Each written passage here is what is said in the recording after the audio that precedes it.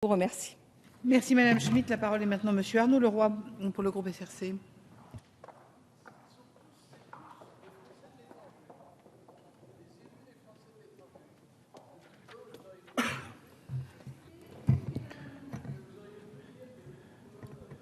Monsieur le ministre, monsieur le rapporteur, merci pour la clarté de vos propos, l'un et l'autre, qui m'ont rassuré. Je vais me poster un peu en faux par rapport à mes collègues des Français de l'étranger. Je vais vous expliquer pourquoi. Je pense que, premièrement, la mission d'élus de la République, quel que soit leur territoire d'élection, n'est pas de propager des fausses rumeurs, et encore moins des rumeurs, et encore moins des fausses informations. C'est notre responsabilité. Vous avez touché, monsieur le ministre, un point important qui est celle de la fiscalité des Français de l'étranger.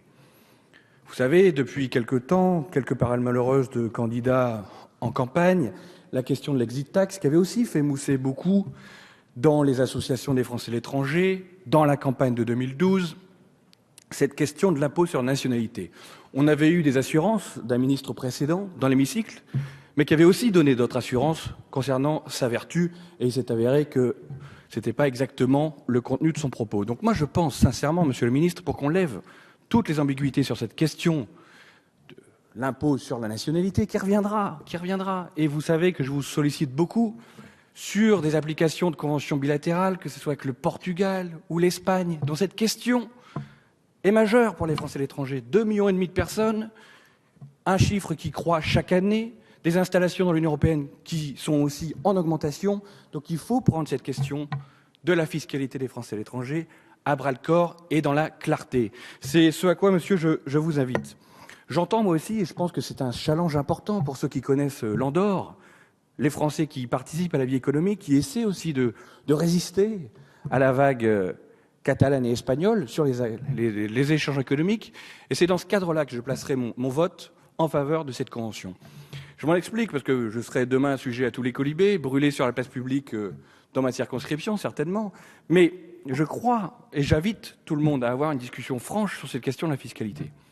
Nous devons, et je comprends notre collègue Claudine Schmitt, élu aussi d'un territoire avec une fiscalité intéressante, que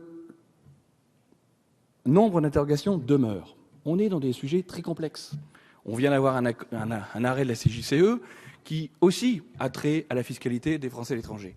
Depuis 2 ans, nous avons essayé d'alerter avec nos petits moyens de députés. Il faut que la population sache que nous ne sommes pas toujours en capacité de résistance face à des grandes administrations, d'alerter sur les dangers de cette taxation CSG-CRDS.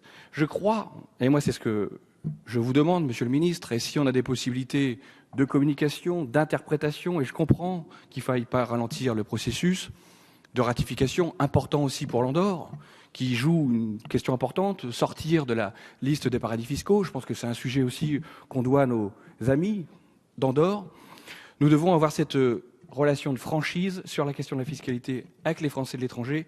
Donc, monsieur le ministre, je vous invite gentiment à mettre en place peut-être un groupe de travail rapide pour qu'on puisse purger toutes ces questions et qu'on soit en capacité, je crois que c'est là notre rôle d'élu, de donner une information claire, cohérente et correcte aux Français établis hors de France sur la fiscalité.